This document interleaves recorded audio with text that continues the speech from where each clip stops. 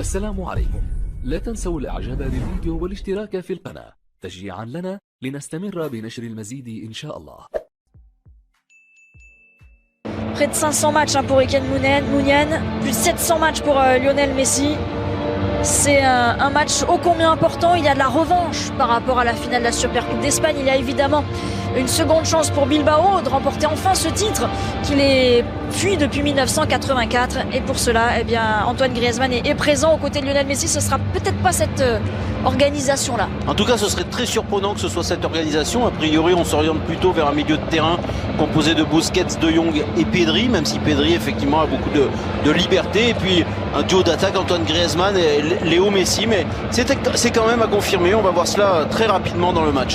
Ousmane Dembélé sur le banc, il a ressenti une petite gêne au pubis avant la rencontre. Il ne s'est même pas encore échauffé. Le nouveau président du FC Barcelone, Joan Laporta, qui va tout faire pour conserver Lionel Messi à la fin de la saison.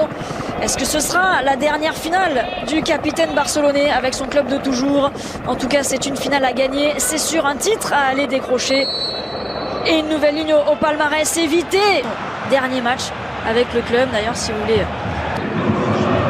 Première offensive avec Pedri qui peut décaler. Jordi Alba, la première montée, toujours les centres de Jordi Alba. Messi parfait. Dans la surface, il a été lâché avec le poteau.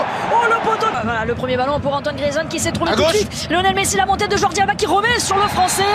L'intervention d'Irai Alvarez. Il était hors jeu, Jordi Alba, à mon avis. Premier hors jeu signalé. En tout cas, une première en accélération. Savunma arkası Griezmann çaprazda kaldı. Yüzünü döndü Messi. Savunma girdi araya. Korner. Out kararı beklentisi. Oscar Marcos bıraktı. Iñaki Williams'ın derin top denemesi. İşaret geldi. Ortada geldi. Gol pozisyonu ve top dışarıda.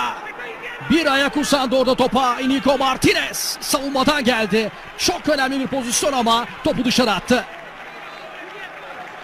Baktı içeriye. Orta yapmadı. Şimdi topun altına girdi. Kendilerinden biri. Serbest vuruş kazandı Bilbao.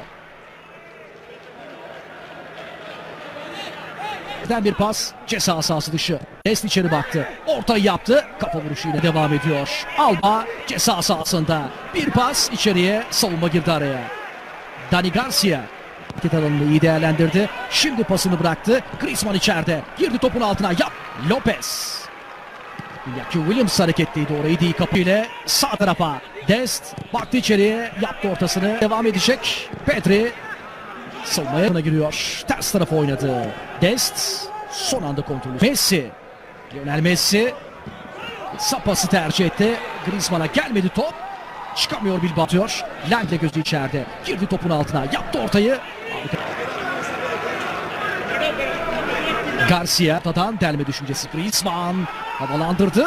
Son anda kafayı vuruyor Martinez. Pedri'de kalan top. Williams.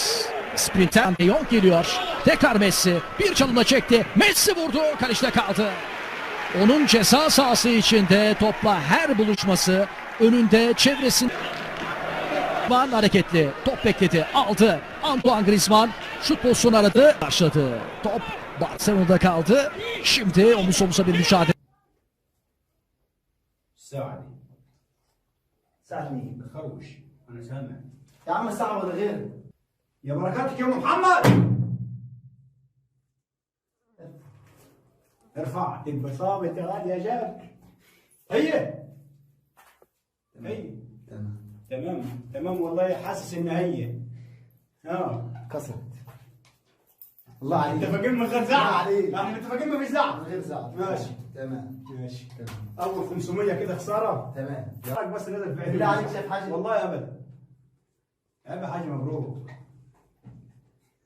انا عارفك ان هي حراقه شويه بس معلش بالله عليك ماشي معلش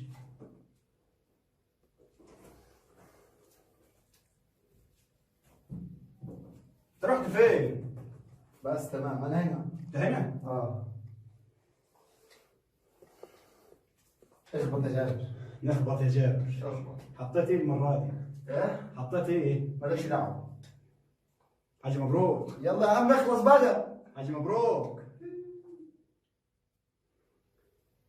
جابر ايوه حطيت ايدي هنا قلت يا جابر ما تحطش ايدك بس انا حطيت ما تلمس ايدك يا جابر اخلص عشان انا عرفت الميه والله. والله عارف. الله.